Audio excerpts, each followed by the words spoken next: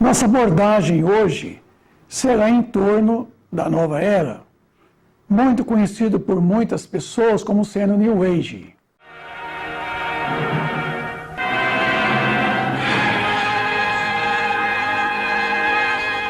Os Espíritos do Senhor, que são as virtudes dos céus, como um exército imenso que se movimenta ao receber a ordem de comando, espalham-se por toda a face da terra, semelhantes a estrelas cadentes, vêm iluminar o caminho e abrir os olhos aos cegos. Eu vos digo em verdade que são chegados os tempos em que todas as coisas devem ser restabelecidas no seu verdadeiro sentido para dissipar as trevas, confundir os orgulhosos e glorificar os justos. As grandes vozes do céu ressoam como o toque da trombeta e os coros dos anjos se reúnem. Homens, nós vos convidamos ao divino concerto. Que vossas mãos tomem a lira, que vossas vozes se unam e num hino sagrado se estendam e vibrem de um extremo do universo ao outro. Homens, irmãos amados, estamos juntos de vós. Amai-vos também uns aos outros e dizei, do fundo de vosso coração, fazendo a vontade do Pai que está no céu: Senhor, Senhor, e podereis entrar no reino dos céus.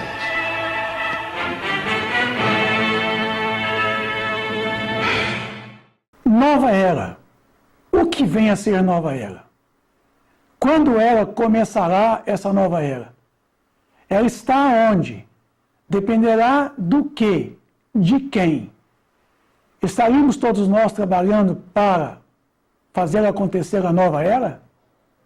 Dependerá de mim? Dependerá de você?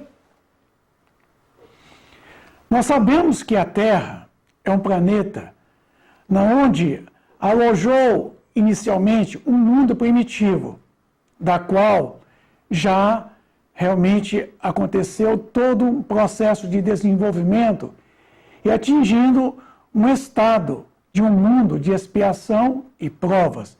Expiação no singular e provas no plural. Por quê? A expiação é a condição do mundo e as provas são as condições subjetivas, são as condições das quais nós, os espíritos, passamos por todas elas. Então, com isso, a Terra hoje é um planeta que aloja no seu bojo um mundo de expiação e prova. Mundo quer dizer subjetivo. O mundo é formado por entes, por pessoas, por almas, por espíritos. O planeta é a parte geométrica, física, dimensional. Podemos dizer, então, que a Terra já esteve no seu estado primitivo, pelo seu progresso, pela transformação dos seus elementos, atingiu-se esse momento em que nós estamos vivenciando, um mundo de expiação e prova. E toda a sua humanidade, na sua crosta, formando então esse mundo de expiação e prova, está agora trabalhando para uma grande mudança, uma grande transformação, que chamamos o estado de regeneração, um mundo pelo qual nós haveremos de entrar a partir do momento em que nós fizermos o progresso intelecto-moral suficientemente para fazermos, então, deste mundo, um mundo intermediário entre o mundo de expiação e prova e os mundos ditosos, que são os mundos felizes. Então agora, nós estamos já trabalhando pela edificação do reino de Deus na Terra, trabalhando para essa grande regeneração social, essa nova era, esse New Age, quer dizer, essa era de grandes transformações sociais, econômicas, políticas, religiosas, culturais, religiosas, diríamos assim. Nos fala no livro A Gênese, no capítulo 18, são chegados os tempos marcados por Deus, em que grandes acontecimentos se vão dar para a regeneração da humanidade. Esses tempos chegaram. É esse momento em que nós estamos vivendo. O velho mundo chega ao seu final. Fim de tempos velhos, início de novos tempos. Não é fim de mundo, é fim de tempos. É fim de momentos na eternidade. Estamos saindo de um estado para outro estado, digamos assim, evolutivo. Estamos deixando a predominância do mal e já estamos ensaiando, vivendo o bem. Então, esse velho mundo caduco, cheio de vícios, de egoísmo, de orgulho, de vaidade, está ruindo em suas bases. Um novo mundo se erguerá das cinzas do velho mundo. Uma nova sociedade surgirá dos escombros da decadência dos homens velhos. Os homens que ainda vivenciam o verdadeiro orgulho e o egoísmo, que são duas chagas da humanidade. É a era de Aquários. Essa era em que nós estaremos entrando num período em que nós vamos respirar mais suavemente. Estamos saindo da era de Peixes e adentrando essa era de Aquários. Grandes acontecimentos vão se dar neste momento dessa grande transformação da humanidade. Nova era, novos tempos. A era do espírito imortal é marcada a partir do ano de 1947, a era do espírito, que nós já estamos vivendo esta. Um novo tempo para o espírito, a evolução da humanidade, a evolução dos homens. A grande regeneração social já começou. Já estamos trabalhando para fazer acontecer essa regeneração de nossos hábitos, de nossos costumes, de nossos vícios, nossas mazelas. Novos hábitos, novos costumes haverão de edificar uma nova sociedade, um novo homem. Vamos despir o homem velho que há em nós ainda e vestir o traje do homem novo, no dizer de Paulo de Tarso. Então, a era que nós estamos entrando, ela é individual, embora coletiva, quando todos nós, individualidades, estivermos vivendo coletivamente. A era da grande regeneração social, aonde os valores espirituais e intelecto-morais serão realmente retrabalhados, reconstruídos, pelo quê? Pelos nossos esforços. Os Espíritos anunciam que chegaram os tempos marcados pela providência divina para uma manifestação unicamente universal. E que, sendo eles os ministros de Deus, quer dizer, os bons espíritos, e os agentes da sua vontade, da sua providência, têm por missão instruir os homens, esclarecê-los, abrindo uma nova era para a regeneração de toda a humanidade. Isso não será mais um movimento, digamos assim, em que haverá uma destruição, não haverá hecatombes, não haverá destruição em massa, não haverá meteoros caindo sobre a terra. Os sinais dos tempos não são enunciados pelo céu. Não é nada que vem do céu. Está nas entranhas da própria sociedade. Então vejam bem que agora essa grande regeneração, ela abarcará toda a humanidade. Se tornará uma coisa generalizada, digamos assim. Serão toda a humanidade agora que há de fazer realmente um progresso intelecto-moral. Por meio do Espiritismo, a humanidade tem que entrar numa nova fase, a do progresso moral, que lhe é a sua consequência inevitável. Não mais, pois, não vos espanteis da rapidez com que as ideias espíritas se propagam e vão se propagar muito mais. No capítulo 18, no item 25 do livro A Gênese, disseram os espíritos que o espiritismo ele não cria a renovação social, mas a madureza da humanidade, que fará dessa renovação uma necessidade.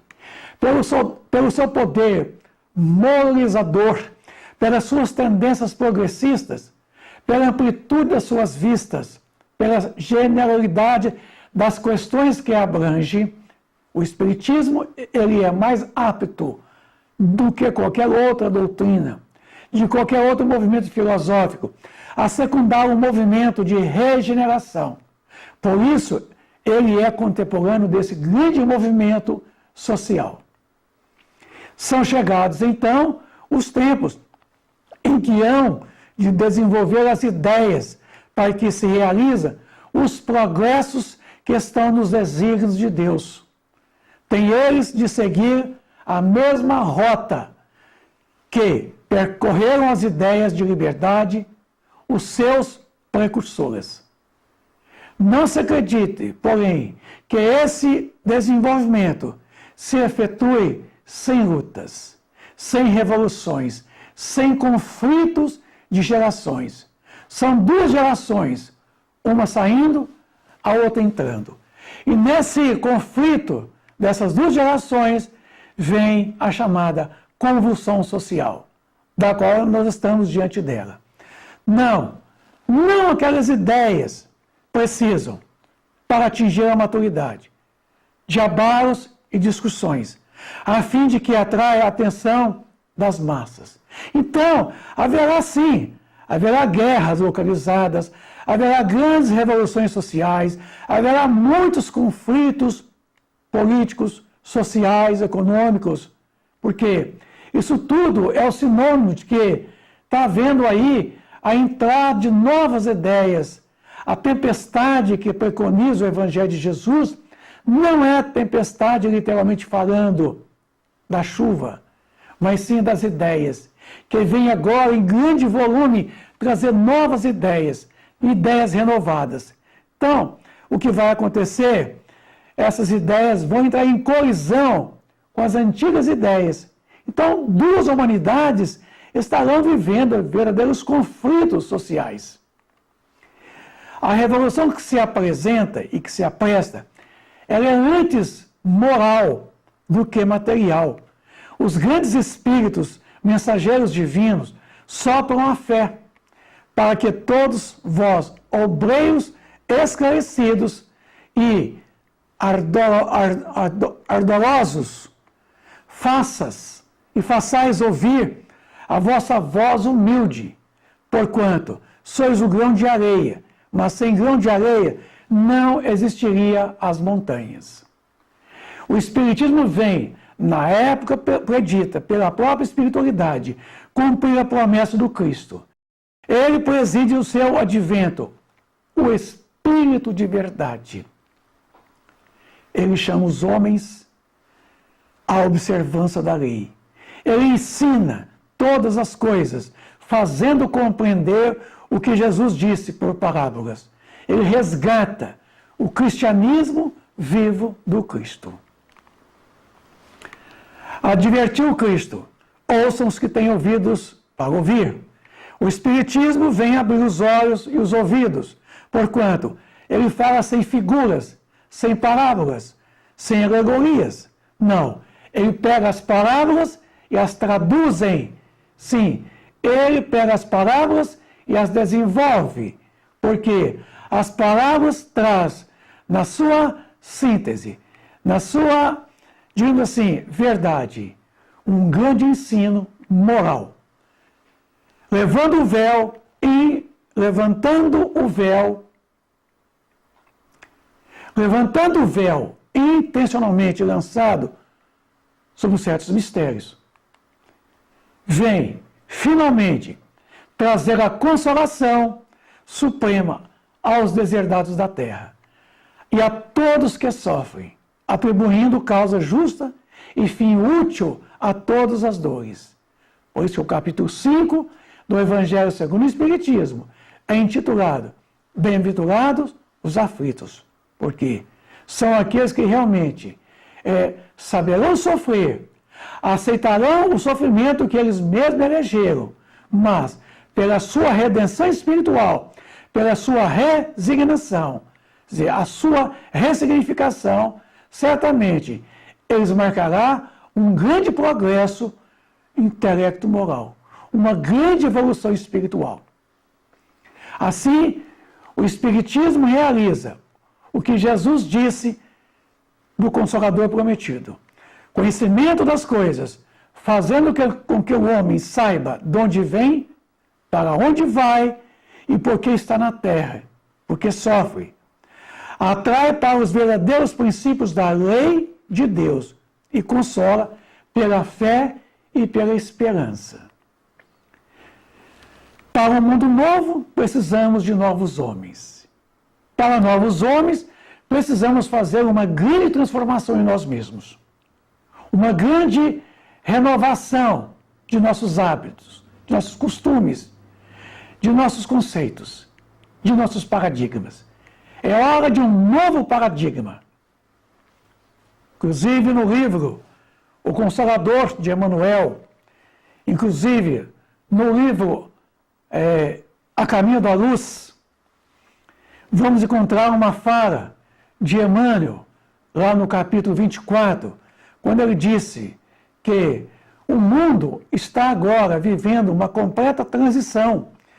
Espíritos abnegados e esclarecidos falam-nos de uma nova reunião da comunidade de potências angélicas do sistema solar, da qual Jesus é um dos membros divinos. Reunir-se-á de novo a sociedade celeste pela terceira vez na atmosfera do planeta Terra. Desde que o Cristo recebeu a sagrada missão de abraçar e redimir a nossa humanidade, decidindo novamente sobre os destinos do nosso mundo, um mundo de expiação e provas. Que resultará desse conclave dos anjos do infinito? Deus o sabe, só Ele o sabe, nós não sabemos.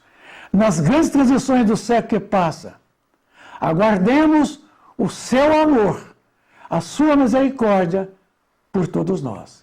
Então Jesus, mais uma vez, ele advogou a favor de toda a humanidade, pedindo a Deus que nós tivéssemos mais um prazo, e que nesse prazo nós pudéssemos rever os nossos conceitos e fazermos um progresso necessário para recuperarmos o menosprezo à luz espiritual de 16 séculos que nós deixamos de viver a luz espiritual. Então, ao século XX, cabe o desfecho desses grandes acontecimentos, segundo Emmanuel. Uma nova era sucederá a partir desta grande regeneração social que já começou. Já estamos vivendo ela, que um mundo novo virá com grandes mudanças sociais, econômicas, políticas, educacionais, culturais e religiosas. O estado primitivo, da qual a Terra um dia já passou, ao mundo de expiação e provas, aonde nós ainda nos encontramos a caminho de um mundo de regeneração. É uma promessa de Jesus. Então, uma nova era se faz. Uma nova era se abre para que toda a humanidade possa começar a viver e desfrutar os frutos dessa era de grandes transformações sociais. Aonde a paz, a harmonia, a verdade e a felicidade começa a reinar nos corações de todos os homens. Aí, um mundo regenerador, na onde nós estaremos numa condição entre um mundo de expiação e prova e um mundo ditoso. Estamos ali, sim, revendo as nossas atitudes, olhando para trás e consertando aquilo que nós erramos no passado e acertando em relação ao futuro. Então, nesse mundo regenerador, todos nós que estaremos vivenciando ele, estaremos estabelecendo entre nós uma relação de amor, de fraternidade, obedecendo aí os princípios do Evangelho de Jesus. Para tanto, nós extraímos do livro Obras Póstumas um capítulo especial que diz respeito a aristocracias, a chamada aristocracia patriarcal, da força bruta, do nascimento, do dinheiro, da inteligência e do intelecto moral. Aristocracia é uma palavra que vem do grego aristos, quer dizer o melhor, kratos, poder. Aristocracia, em sua acepção literária, significa, pois, o poder dos melhores.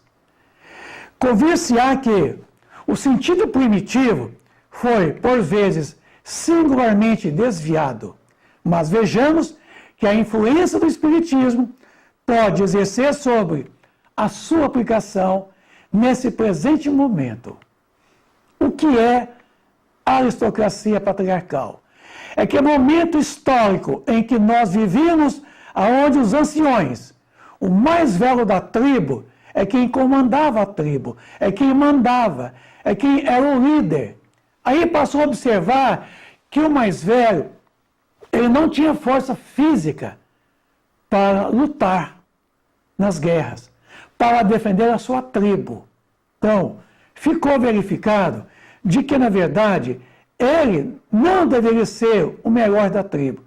Ele não deveria deter o poder da tribo, porque ele não tinha força física, embora certamente tinha talvez a força da experiência, do conhecimento, mas não tinha força física. Aí sentiu uma necessidade de erger para reger o grupo, dirigi-lo, gerenciar, liderar os grupos, o chamado a força brutal, o mais forte. Então, a aristocracia da força bruta. Se diz que os mais fortes, os mais corpulentos, que detinham a energia física, passam então a ser o líder, o poder dos melhores dentre as tribos. Mas também observou que, na verdade, passou a verificar que precisava deixar para a posteridade uma herança para os filhos, em que todos os empreendimentos materiais e sociais daquele momento ali, a caça, as ferramentas, os objetos, deveriam pertencer aos herdeiros, aquele que nascia e que passava a ser realmente o herdeiro de toda a herança das quais deixaríamos. Vê então o poder dos melhores do nascimento. Então, a partir da aristocracia do nascimento, verificou que viria realmente ter o poder entre as tribos seriam aqueles que, nascidos, teriam uma ascendência a posteriori a ser eleito pela própria comunidade como sendo um líder daquela comunidade, daquele grupo, daquele conjunto de pessoas. Mas verificou também que, de certa forma, o mercado, o intercâmbio, o feudalismo levou realmente as pessoas a um grande mercantilismo, a troca de valores materiais. Surgiu então a necessidade de uma moeda, para que pudesse ser realmente a troca, o valor dos objetos, da posse. Veio então a aristocracia do dinheiro. O poder dos melhores seria aqueles que detinham a riqueza material, o dinheiro, o money. Mas passou-se a observar que o dinheiro não dava para comprar a inteligência, não dava para comprar tudo, só poderia comprar algumas coisas materialmente falando. E aí veio a aristocracia da inteligência. O poder dos melhores serão aqueles que são dotados da inteligência, porque a inteligência passou a ser a grande vantagem entre os homens. Os homens mais inteligentes seriam aqueles que teriam realmente maior capacidade de liderança, maior de poder de relação àqueles mais ignorantes. Então a inteligência tornou-se o poder dos melhores. Mas passou a verificar que o homem avançou muito em inteligência, mas que não bastava ter uma inteligência de altura, tamanho, e que precisava o homem também progredir, além de inteligência, pelo intelecto, progredir também moralmente. Aí veio a chamada aristocracia intelecto-moral, aquela em que o poder dos melhores é aquele que é dotado de inteligência, mas também de uma moral, a moral cristã, uma moral elevada. Uma moral elevada é aquele que progride em intelecto moralmente.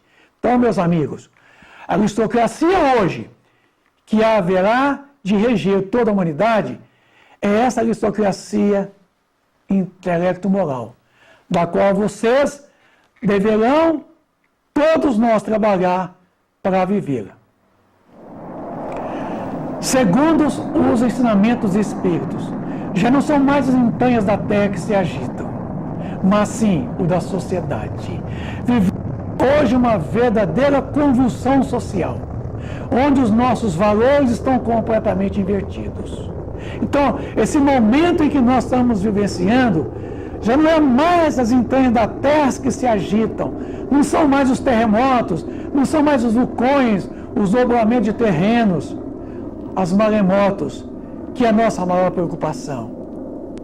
A maior convulsão, o maior terremoto, os maiores vulcões agora está no seio da sociedade. É nela que haverá essa grande convulsão social que vocês estão vendo. Aí, meus amigos, a sociedade ela é erguida em cima de uma base. E a nossa sociedade de hoje, ela foi erguida em cima de uma base do capitalismo. O capitalismo selvagem, o capitalismo ferrenho, o capitalismo que visa somente o lucro, o utilitarismo, o capitalismo que só pensa em si, aonde o egoísmo é predominante. E esse capitalismo, ele é a base dessa sociedade.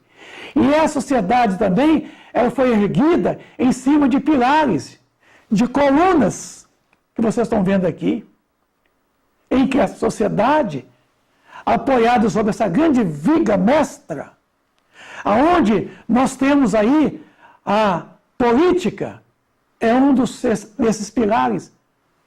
As religiões é outro pilar. A economia é um grande pilar de uma sociedade. E a educação.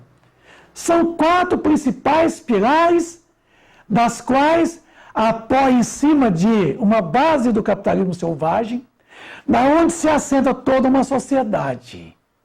E o que está acontecendo conosco agora, meus irmãos, meus amigos, dessa sociedade, é isso.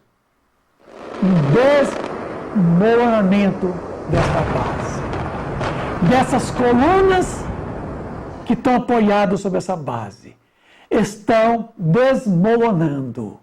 Está aí, então, a nossa sociedade, esse modelo de sociedade caindo, ruindo em suas bases. As religiões, digamos assim, a política, a economia, mas a política está no fundo do poço, ruindo em suas bases. Essa nova política tem que ser erguida sobre uma nova base. Não dá mais para sustentar essa política utilitarista. Essa política que deixou de ser a arte de gerar o bem-estar social e passou a ser a arte de gerar o bem-estar egoístico, unicamente individual. Então, por isso que a economia está também ruindo em sua base. Está caindo esse pilar. Ele caiu. E as religiões estão caindo. E toda a sociedade está caindo. E caiu. Os escombros que restam é de uma sociedade na onde a nossa saúde virou verdadeiros escombros, aonde a educação deixou de ser o princípio de ex dutere, de tirar de dentro para fora os nossos valores, na onde o saneamento básico deixou de existir, aonde não há mais transportes coletivos, aonde está tudo comprometido. Então vejam vocês que saúde, educação, saneamento básico, digamos assim, segurança pública e mais, o transporte coletivo, ruiu-se tudo. Virou um monte de escombros. E aí, meus amigos? E agora? São momentos de regeneração. São momentos de construir um novo mundo, uma nova sociedade. Há que ser erguida sobre uma nova base.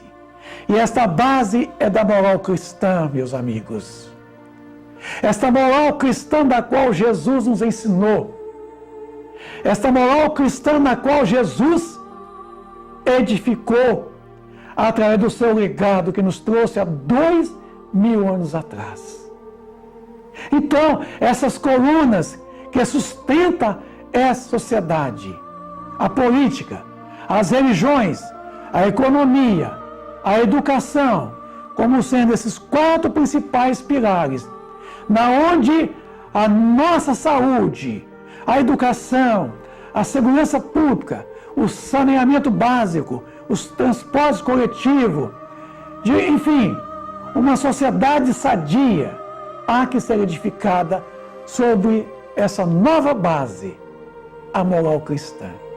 Esses novos pilares, das quais eu e vocês, de certa forma, deveríamos trabalhar.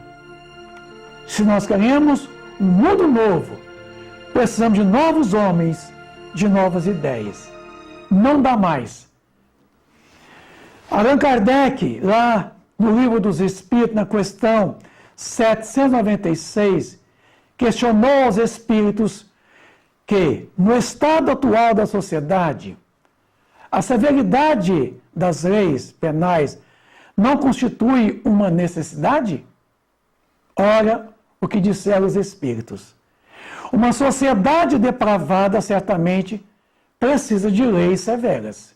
Infelizmente, essas leis mais se destinam a punir o mal depois de feito, depois de acontecido, depois de praticado, do que a lhe secar a fonte desse mesmo mal. Então, quer dizer, nós estamos atacando o efeito. Nós não estamos atacando a causa. Aí ele termina. Só a educação poderá reformar o quê? Os homens. Que então não precisarão mais de leis tão rigorosas, punitivas, repressivas. Meus amigos, a repressão, ela nunca equacionou. Era simplesmente um paliativo, simplesmente atenuou, mas nunca resolveu o problema da humanidade, o problema dos homens. A repressão, ela só contém, ela só represa, mas ela não deixa fluir, ela não deixa prosseguir, ela não deixa caminhar e progredir a humanidade. Porque ninguém aguenta viver debaixo da repressão. O homem nasceu para viver em liberdade, em sociedade. Por isso que as leis severas, elas vieram para reprimir, para conter, para disciplinar. Desde o tempo de Moisés, as leis, baseadas no temor, vêm para conter um povo turbulento, embrutecido, rebelde. E até hoje, o homem ainda precisa dessas leis. Mas, meu amigo, chegou os tempos novos, em que nós não precisamos mais de leis severas, punitivas. Precisamos resgatar a educação na acepção da palavra, ex dutere, tirar de dentro para fora. os valores intrínsecos, os valores da nossa perfectibilidade, os valores que Deus nos proporcionou no ato da criação, da qual Deus nos concedeu a todos nós a perfectibilidade. E é pelo esse desenvolvimento interior, através da vivência, esse extrair de dentro para fora, é que nós teremos realmente a educação. Somente a educação resolverá o grande problema da humanidade: a violência. A violência que campeia as nossas cidades, megametrópoles. A violência que entra nos nossos lares pela mídia.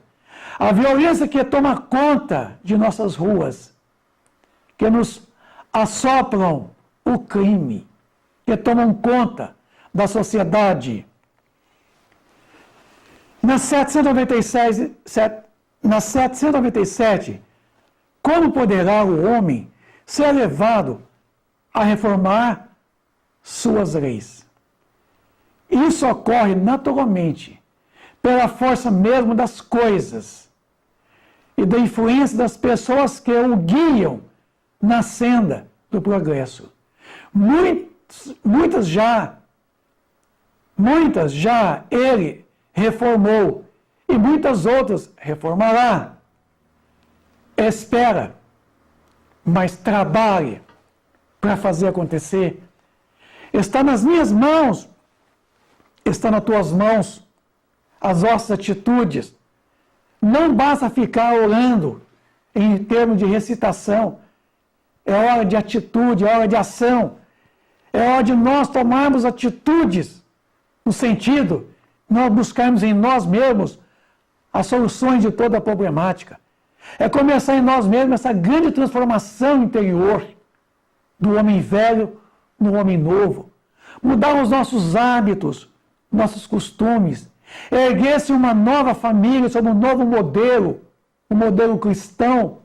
Uma nova sociedade erguerá dessa família. Porque a família é a célula máter da sociedade.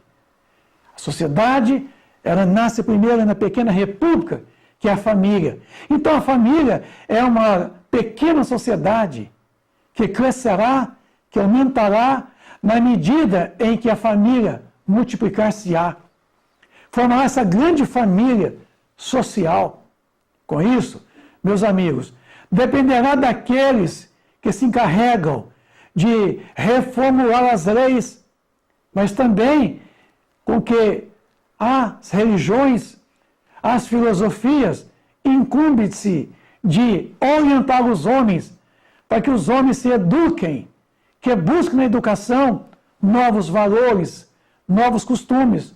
Então está realmente na força dessa grande influência que eu e vocês têm sobre o meio qual nós fazemos parte da sociedade, o meio qual nós fazemos parte de um contexto social, político, econômico, religioso, enfim, o meio pelo qual nós somos o quê? A causa e o efeito. Então, meus amigos, é hora de atacarmos a causa. Reformularmos lá na causa e não ficar somente em cima do efeito da causa. Trabalhando a causa, certamente o efeito estará mudado. Então, meus amigos, esse negócio de greves, paralisações aí da sociedade, esse negócio de causar um prejuízo material a si mesmo, é que uma greve faz. As greves nunca resolveram os problemas, tá? Porque o resultado delas é um prejuízo para a própria sociedade. Porque essas greves, elas não afetam o governo, elas não afetam o poder público, ela afeta o próprio povo, o cidadão, o trabalhador.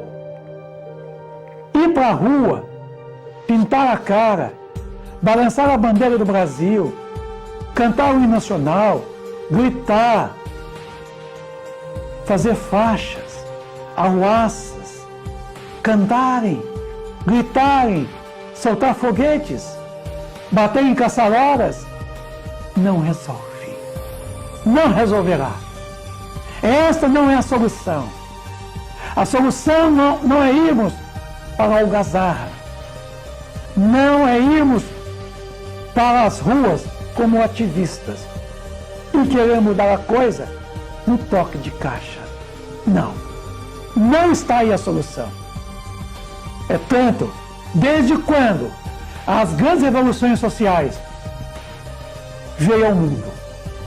E até então, hoje, estamos vivendo ainda essa opressão social, onde os valores realmente não foram resgatados, porque nós estamos buscando fora de nós, estamos buscando naquilo que é a pura aparência, certo? Na fantasia, as soluções. E as soluções não estão aqui, não estão. A solução está dentro de nós, em nossas atitudes. Portanto, meus amigos, na Constituição Brasileira de 1988, lá no seu artigo 1, do parágrafo 1, diz que todo o poder emana do povo, que o exerce por meio de representantes eleitos ou diretamente nos termos dessa Constituição. Então veja vocês, meus amigos, o poder nosso, o poder emana de nós, mas não é ir pelas ruas, tocar caçarolas, batucadas, cantar o hino nacional, pintar o rosto, balançar bandeiras nacional. O poder emana, é na hora do voto, exercendo a nossa cidadania, o sujeito de direitos e deveres. Para cada direito, o cidadão brasileiro, a cada direito que você está reivindicando, exige você o dever. Então é hora agora do cumprimento dos nossos deveres. Vamos parar de exigir direitos e vamos exercer os nossos deveres. Em evidência, a nossa cidadania. E a nossa cidadania, o sujeito de direitos e deveres, está no voto. É lá no voto. É na hora da escolha do seu representante. É aquele que vai lhe representar no poder público. É naquele momento lá que você vai ter que saber fazer a sua escolha. Não escolha aquele que promete, aquele que te engana, te prometendo 1001 coisas. Não. Não elege aquele que, à custa de um discurso vazio, tá? Ele vem te convencer porque ele é novo na idade, ele é bonito, ou quem sabe ele é o mais velho, ou quem sabe ele é o mais rico. Não, não elege esse. Esse não é o candidato. O candidato é aquele que, na verdade, ele pode realmente te representar, defendendo os seus interesses, os nossos interesses. Porque a política, meu amigo, é a arte de gerar o bem-estar social. Então, o poder emana de nós, mas é na hora do voto, é da escolha do teu representante, é aquele que vai estar lá, certo? No poder público, como governo municipal, como governo estadual, como governo federal, como vereador, como deputado estadual, como deputado federal. É nesta hora que você vai saber elegê-lo. É aquele que tem uma moral ilibada, é aquele que tem uma conduta pautada entre os princípios de uma moral cristã. É aquele homem que vive, o homem que tem os bons exemplos, o homem que é um representante realmente das leis divinas aqui na terra, um homem de caráter.